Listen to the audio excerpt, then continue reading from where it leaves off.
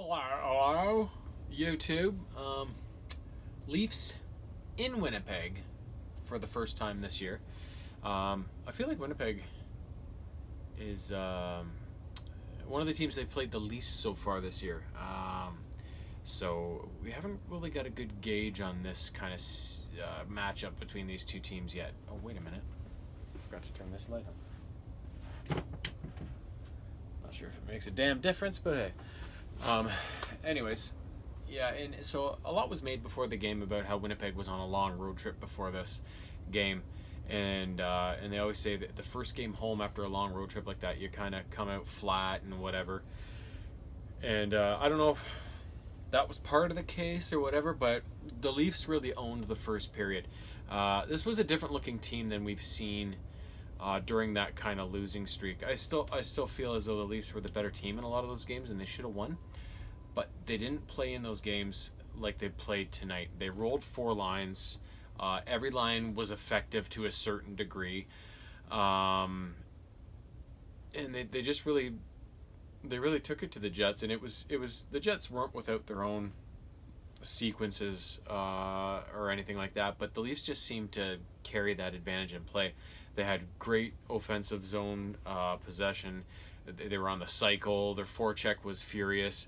I noticed tonight one of the big things is that they were really the legs were moving. They were fast. The whole team was fast, and they were also very decisive.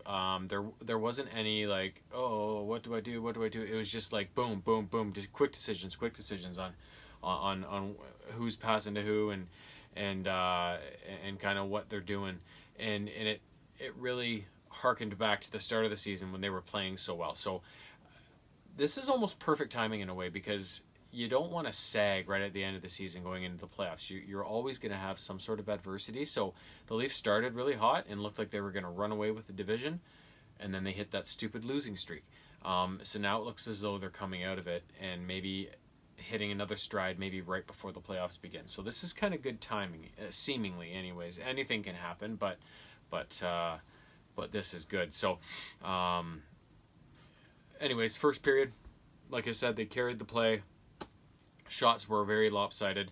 Leafs went up 2-0. I don't remember the timing of them. I think they were fairly early in the period, like in the first half, maybe bridging the second half. But the first goal, I believe, went to Matthews, and the Leafs had been kind of Hyman was up on the line with Matthews and Marner, and they'd kind of been buzzing in and around the Winnipeg net.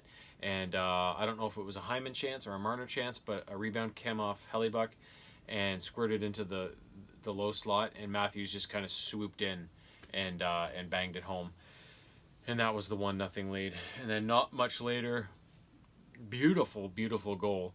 At least a beautiful setup on the goal. The goal was kind of a garbage goal, but those are the only goals I ever scored, so I appreciate them. Anyways, Marner, the puck got to Marner just as he was kind of in the middle of the slot, and then he made a monster move to get around the Winnipeg defenseman. I was watching the replay. The guy goes down on his back and is like looking behind him like, oh yeah, he's just totally out of his jockstrap. And then, so he was cutting from Hellebuck's left over to his right, and being a right-handed shot, he then made a pass nobody thought he was going to make, a backhand pass over to Matthews back from the direction Marner had first come. It went totally against the grain. Matthews ripped one, ended up hitting the post, but the puck kind of jangled around in the crease for a sec, and Hyman was kind of right in the crease, and he kind of backhanded it in and just banged it in. And the funny thing was the Jets challenged for goalie interference, lost, and so had to go on the penalty kill after that. And then the Leafs had a few power play chances in the first period. They had that one, then they had Wheeler shot the puck into the stands, was another one, and then there was another penalty. So the Leafs got a few looks on the power play early on, but couldn't get anything done. But we went to the break 2-0. It's all good. Second period, things evened out quite a bit. The pace was again furious, but the Jets kind of climbed back into it, at least in terms of the edge in play. They kind of shrunk the gap there. Very entertaining period, and there was a couple goals, and they didn't come until close to the end of the period. the Leafs had just finished killing off a penalty when Brody high stick Stastny knocked one of his teeth out. So double minor, right? So on and their penalty kill looked great tonight, and they were 6 seconds away from killing off the first of those two penalties when a point shot through a maze of players beat Campbell and got the Jets into back into it at 3-1 now. But another 6 seconds, and you know they would have killed off that first penalty, and then the goal would have mean they were back to even strength, right? But they instead the goal counted against that first penalty, and then they still had to kill off the second one afterwards, which they did, and they got out of it. So they went to the break 3-1, up 3-1. So everything was looking Leafs. Third period was, again, very fast-paced, very entertaining hockey, very skilled hockey, but everything tightened up in the third. Although it was very end-to-end and fast-paced, both teams really kind of buckled down defensively and were trying to really limit the chances at their own end of the ice. And I think there was only maybe 5 or 6 shots aside in that third period. And the Leafs really looked good defensively and trying to shut this thing down. And overall, no scoring in the third. They ended up taking it 3-1 in a very impressive overall team effort.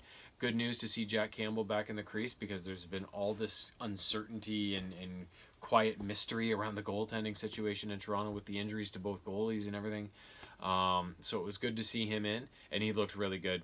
The only bit of concern I had... Oh, sorry, I totally forgot to...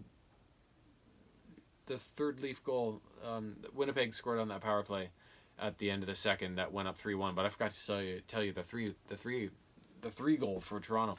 It was on that same first penalty in that double minor when the Leafs did a good job at breaking up a Winnipeg attack in their end, and I think Mikheyev was able to just kind of push the puck ahead for Kerfoot, who then took off on a breakaway. He had a guy like right behind him trailing him, so he never looked back. He just went full speed, and then as he got in really tight to Hellebuck, he just kind of leaned back and boom, top cheese right over the glove. So that was the 3-1 goal. I totally forgot to mention it, but it was a nice goal. So yeah, so all like I said, all 4 lines played very well to varying degrees. A couple of the big guys scored. Well, I guess Matthews scored, and then Hyman's on the top line, but and then Kerfoot. So they kind of had scoring from all throughout. The different types of forwards they have on the team. So that was encouraging. Their penalty kill was awesome. Winnipeg did get the 1 power play goal, but I thought their PK was very effective, and that shot went through a maze of players and was one of those seeing eye shots, right? So those are going to happen from time to time. The only area of concern I saw tonight was the power play. Remember early in the season, they were operating at a ridiculous percentage at like 4. It was over 40. It was like 45% or 44 or something like that. And it was just ridiculous. It's like, well, if you give the Leafs a power play, they're going to score on you, right? And then over the last while, it's just totally dried up.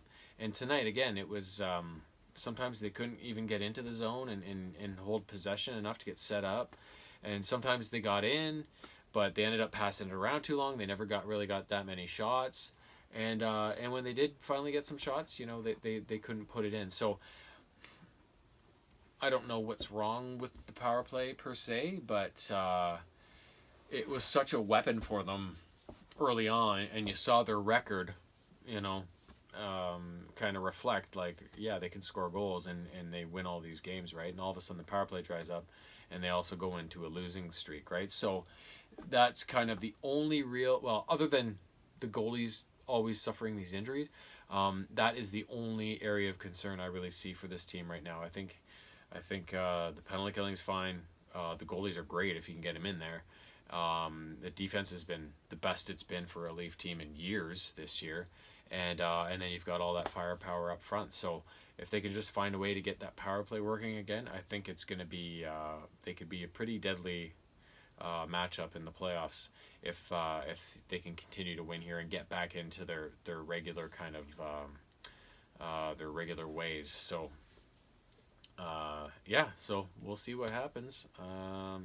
They have Winnipeg again, I think, on Saturday. And then that's the last one against the Jets for now. I don't know who they have after that, but yeah, next game against Winnipeg, and I think they injured a few of their guys tonight too. Wheeler went out. A bunch of guys left for. I think some of them came back, but it was a rough game all around for the Jets. But yeah, good for the Leafs. So that's all I care about. We'll see what happens Saturday. Peace.